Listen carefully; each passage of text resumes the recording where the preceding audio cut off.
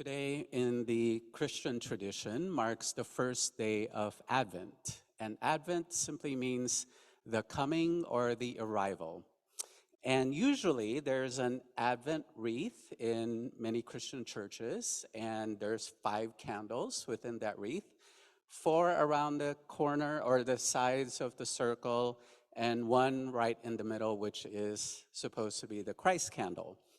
And the 4 candles that are lit each week leading up to Christmas consists of hope, love, peace, and joy. So today, I thought it might be a good way to bring in the topic of joy, and not just any way of talking about joy, but seeing joy as a spiritual practice that we actually have to cultivate ourselves. Now, some of you may be wondering out there, what do you mean by spiritual practice? That just sounds so daunting, or, you're probably just talking about some woo-hoo thing out there, right? We're Unitarian Universalists. We don't engage in spiritual practices. What does that even mean? So, a few years ago, I took a workshop with the Reverend Kathleen McTeague, who was the executive director for the UU College of Social Justice. And she says that what if we were to view the work that we do around changing and transforming our world through social justice actions as a spiritual practice? Because she was finding that if we don't have a deep well of practice that we draw from, after each election, for example, there's so much despair and hopelessness out there that what really gets people through whenever we lose a certain battle that we've been fighting, for example, is going back to spiritual practice. And she came up with what she called the 3 shuns. Now that's T-I-O-N-S. And I'd like to add 2 more to that, because over the years, as I've explained this to people during workshops and everything, I was like, yeah, you know what? We ought to add that other shun and that 5th shun. So today, I have 5 shuns that I'm gonna share with you. The first one of what a spiritual practice consists of is, Melanie, if we could put that up on the screen, please.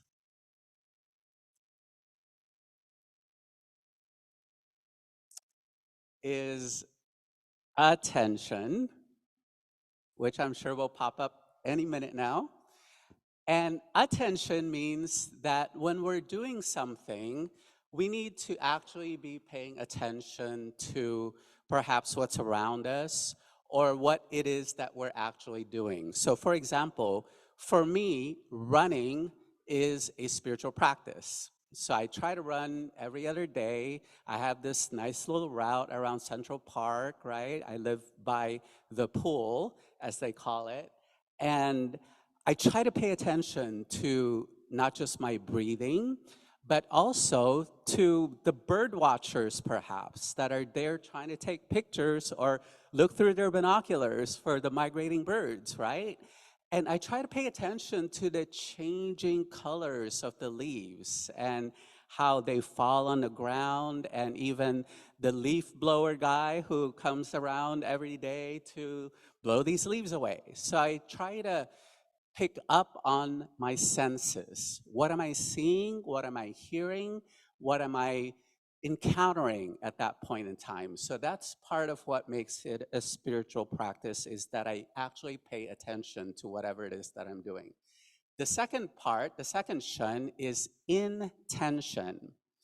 So right before the service today, the worship leaders actually huddled and we named our intention. So what are we actually here to do?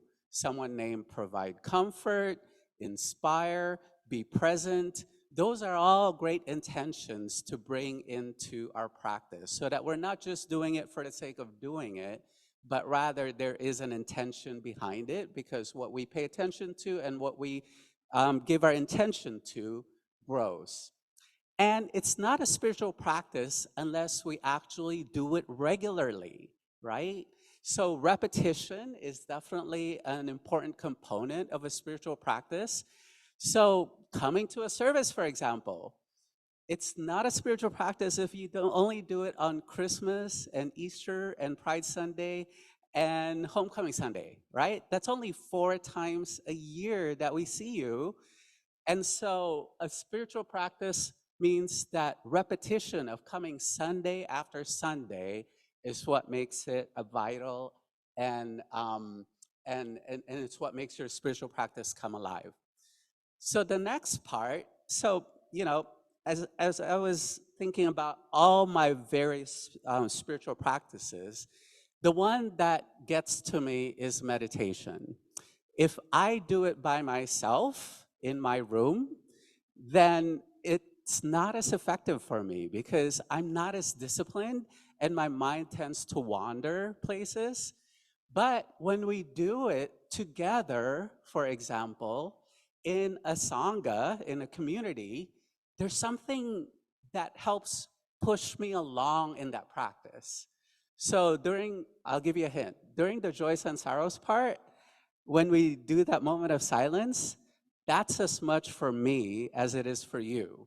It helps me get grounded and get centered, knowing that there are others doing it along with me, right? So the fourth shun is congregation, right? So that we're all in this together and we're all practicing together. That definitely helps motivate me further in my practice. And the last shun that I want to mention this morning before I hand the mic over to Deb here is, is integration. So there ought to be a moment when we don't make our spiritual practice a segmented or a different part of our lives, but rather it gets integrated into everything that we do. So these are the 5 shuns that I want to talk about before handing it over to Deb, because I thought rather than just me talking about it, why don't we actually practice these spiritual practices? And so I was talking to Deb and figuring out, well, you know, Deb, what are your spiritual practices to cultivate joy in your life? And she named a bunch. And I was like, Deb, we don't have time for that. You know, we're going to be here all afternoon, and we do have a potluck to get to. So I had her narrow it down to 3 and be mindful that, again, this is a participatory thing. So this is what's going to make these practices come to life is if you join in. So Deb, would you like to share with us your 3 spiritual practices?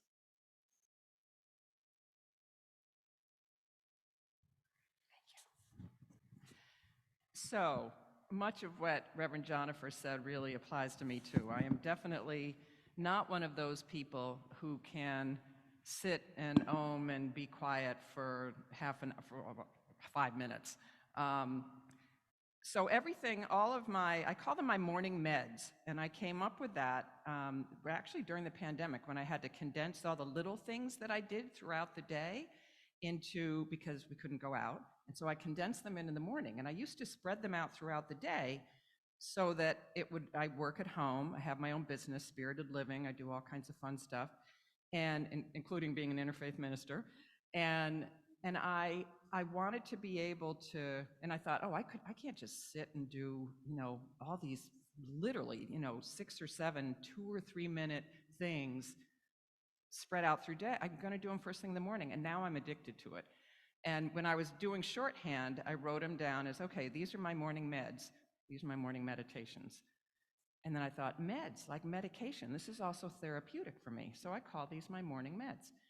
And I realized that they're all embodied. And that's one of the reasons that keeps me really fully present when I'm doing them, so that my mind isn't going out there. So one of the things being fully embodied means is activating all your senses. So I have a little joy mist that I made up. Anybody who's been in the women's circles that I did here for 27 years knows that our sense of smell is the most evocative of all of the senses because it's directly connected to the limbic system, which is the seat of our memory and our emotions. So I start with this in the morning, and then I'm going to lead you through these three. And they are all, by the way, they'll come up in the chat on Zoom if you want to find out more about them. They'll also, if you go to my YouTube channel, you just go to YouTube and go to Deborah Roth, I've been doing, again, pandemic was pretty awful in many ways, but not so bad in other ways. I started doing a whole bunch of things, including almost a weekly, just very short, anywhere from 10 to 14 minutes or something. My YouTube channel kind of revived it after 10 years.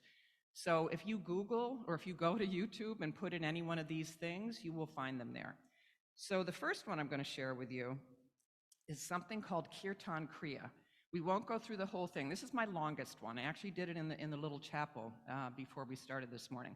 Kirtan, if anybody yoga people, have you ever done a kirtan? Yay, yay. In a yoga studio, kirtan is chanting, kriya is movement. And this Kirtan Kriya has actually been, approved, promoted by the Alzheimer's Association because it's well, for all kinds of obvious reasons, what it does for your brain. And it's doing your fingers like this. So it's thumb to index finger, then thumb to middle, thumb to ring, thumb here.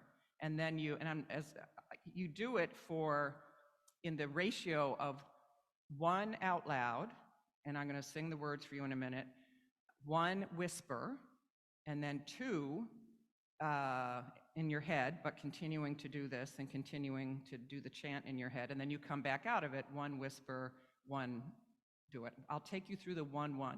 The chant is Sat Sa Ta Na Ma, and that means birth, life, death, and rebirth. Everything you hit there from an acupressure standpoint triggers something.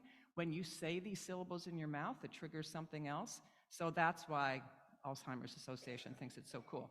So I'm going to very quickly, we're not going to do the ratios. I do it like 2 minutes, 2 minutes, 4 minutes, 2 minutes, 2 minutes. We're not going to do that. That would be 12 minutes, too long.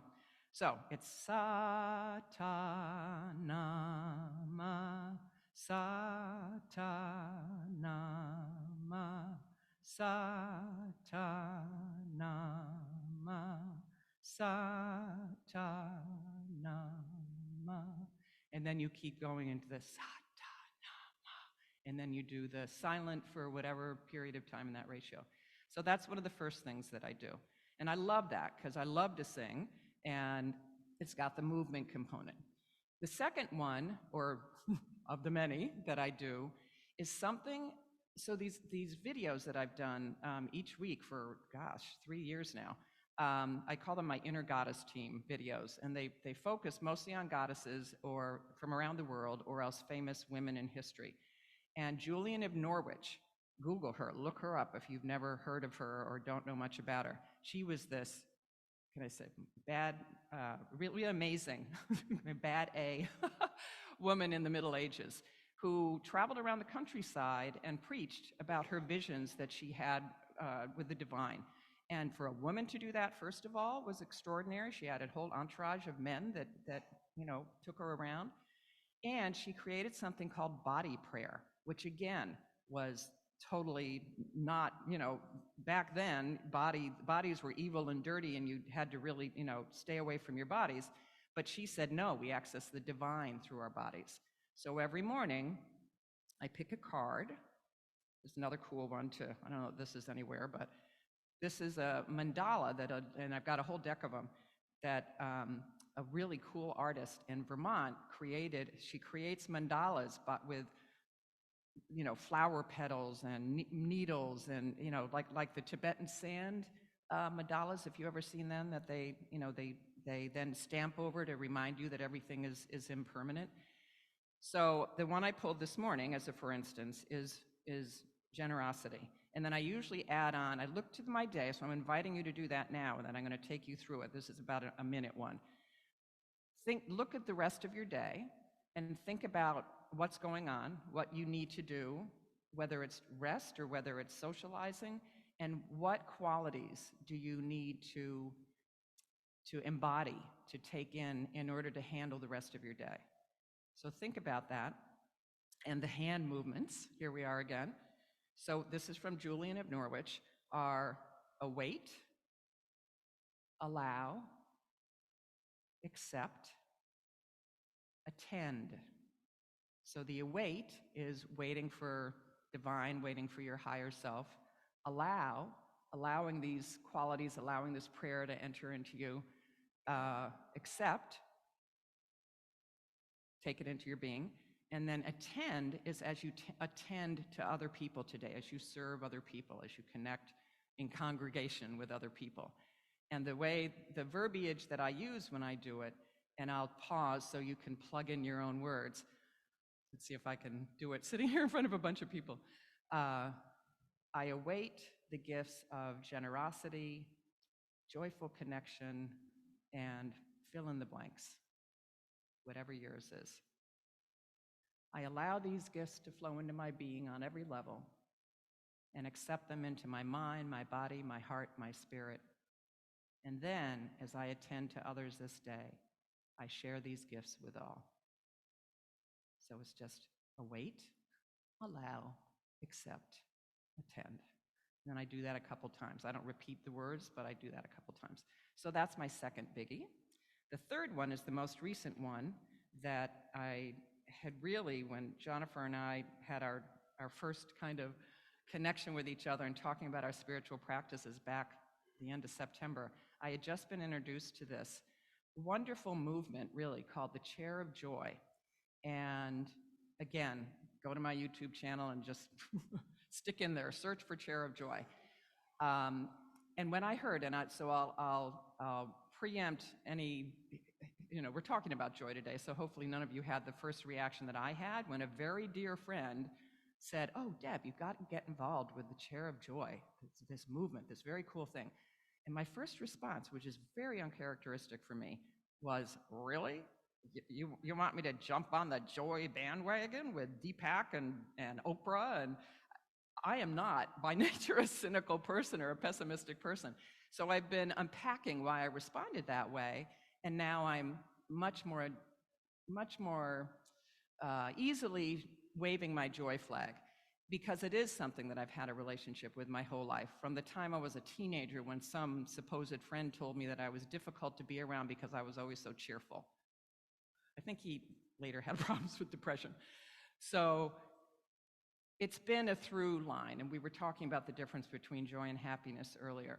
So the Chair of Joy, I'm not going to give you a whole lot of context, just to tell you that I've now done this in the last couple months in so many different settings, from in very depressed cities at a housing authority with everyone from big burly maintenance guys to social workers coming in, with individuals, with friends, did it over Thanksgiving dinner, and it was what came out. So the four components of the Chair of Joy are sit, breathe, think, and feel. Really simple, right? So simple that, again, I feel like I still kind of roll my eyes whenever I say, "Oh, really? This is so profound?" And it is. So I invite you to close your eyes and just be comfortable wherever you are. And as we settle into this beautiful space, this sacred space that we share together, I invite you first to imagine, to call up in your mind's eye a favorite chair in your life. Could be the one you're sitting in, might be one that you sat in this morning, might be a childhood chair in your living room, or one that you rocked your children in. But let a singular chair, and there may be many of them, but let just one bubble up. And feel yourself viscerally in that chair. What is it that makes it special? What's around you? Just feel yourself sitting there, transporting, if it's not where you're sitting right now, but transporting yourself in your heart, in your mind's eye, into that space. And then from that very special chair, let's just breathe together and training ourselves in this essence of congregation, one of the shuns, inhaling and exhaling. Inhaling, feeling yourself embodied in that special chair, and exhaling. Inhaling a third time, and exhaling. And now, as you continue to breathe, I invite you now to allow a moment, a memory of joy, a specific moment of joy to bubble up that may very likely not necessarily be connected to that chair, but it could be. But just see what comes up. Again, so many moments of joy in our lives. Let one coalesce and bring it into your consciousness, bring it into your being. And as you sit in that space, as you sit in that memory, really think of the feelings, the emotions that accompanied that moment. It might be gratitude, that's a common one. It might be awe or wonder. It might be a sense of poignancy if it's something that was painful but that turned into something so exquisitely joyful. But really focus on that moment. Who you were with, or were you by yourself?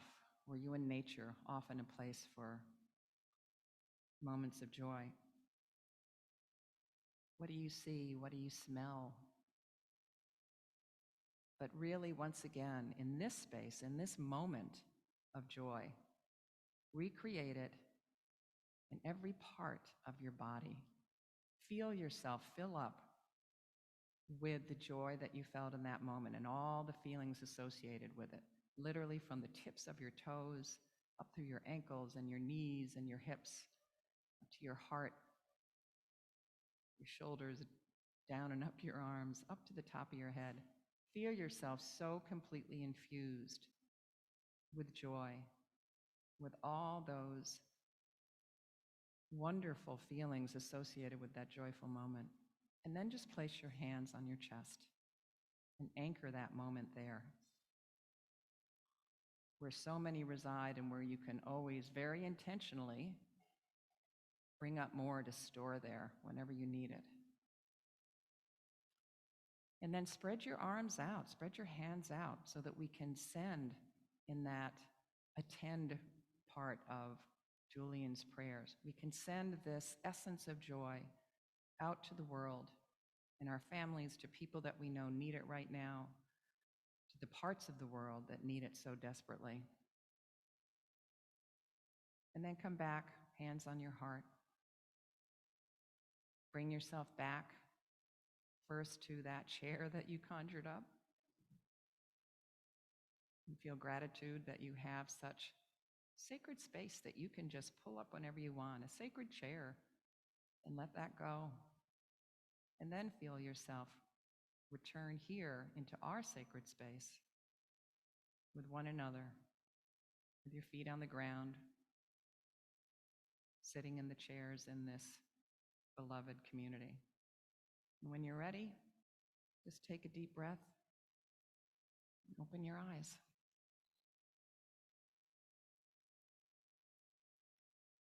And now I'm going to ask you, usually in twos, but it depends on how it all comes together, to just take a moment and to share. We'll give you, I don't know, maybe 2 minutes or something. Share either your chair and or your memory, either or both, with a partner, but speak it out loud. And if we have time, you can share one or two. I don't know that we'll have time when we come back, but okay. How was that? Were there any surprises? We had tears all over our Thanksgiving table. It really surprised me. I guess it shouldn't, because I've seen that come up a lot. So thank you. Any of these, experiment with them. If you have questions for me, just talk to me afterwards. But have a joyful, joyful day, whatever it is that you're doing. Namaste. Thank you, Deb. Oh, wait.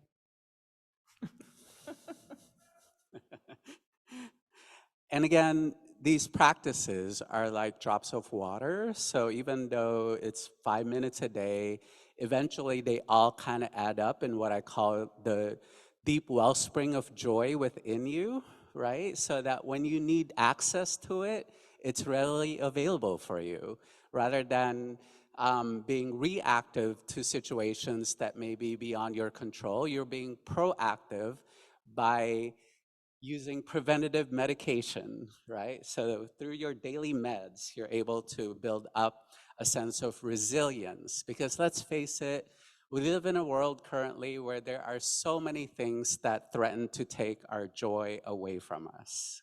Can I get an amen to that?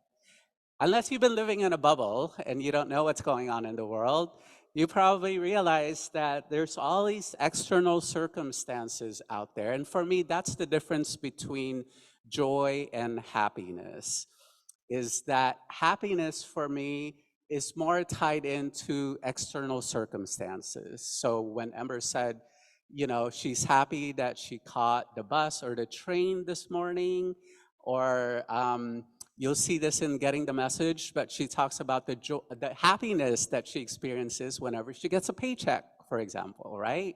I mean, I bet all of us are happy when we get a paycheck. But those are external circumstances. So joy for me is an inside job. And joy for me takes place whenever I make that intention of choosing joy over despair, joy over sadness, joy above all else, right? And the way I get there oftentimes is through gratitude and through shifting my perspective and reframing whatever situation I might find myself in. So I believe that each of us has agency to choose. We either choose despair or we choose joy. So today I encourage you to go from that place deep within and choose joy. So guess what? Next week, we're going to be talking about more choices. I'm going to be talking about choosing to bless the world. So be sure to come back for another episode of Choosing a Healthy Spiritual Practice. Hi, and welcome to Getting the Message, where we dive deeper into the themes of today's service. I'm really excited to have two special guests with me today, of which it only took us 5 to 10 minutes of trying to figure out the camera and the audio today. So we are excited to be here with you. I am so excited to welcome as a special guest today, Deb Roth, who is joining us for a special setup for our message. Would you like to talk about our setup today? Sure. Deb and I had a chance to talk about our spiritual practices, and we thought, well, why not cover joy today? Because that is a subject that most of us are curious about, especially around this time of the year. And I said, why don't I set this up, and then Deb, you could talk about 3 of your practices. I know you have more than that, and go over how those practices cultivate joy in you. Yeah. I'm excited. I think joy is like a thread, a keynote in my life. So you're right, it's hard for me to limit it to three practices, but that's what I'm going to do.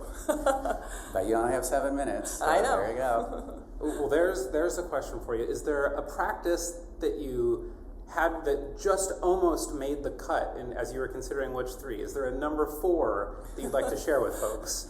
Oh, that's a good question. So all of my practices, with the exception of one, which I actually already did this morning, so I'm done for my day, are like 3 or 4 minutes. Anywhere from 1 minute to 4 or 5 minutes.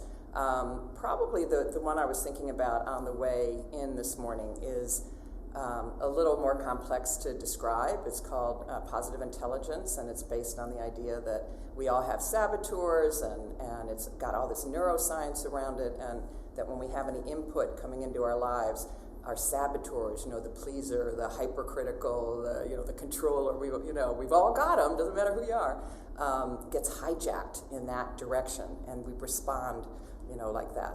Versus responding from our sage brain, which you can tap into by getting out of your head and doing anything that activates your senses. So I do these funky things, all kinds of things throughout the day to get me out of my head and into my body and into my heart. And that's what I love about your spiritual practices, is the fact that it's so embodied and it's so gets you out of your head. And when you were talking, it reminded me of that movie In and Out. They're coming out with the second version next year, right? In that case, it's the various emotions that we have. Yeah. But in your case, it sounds like it's different characters. And which character do we pay more attention to? And how do we choose that character instead of the other ones? Which is why the title of today's sermon was Choose Joy. I love that. I mean, it's true for me, and as a coach. I mean, I'm trained in psychology. I have a master's in psychology. But when I'm ever referring anybody to therapists, I make sure that it's something that's embodied.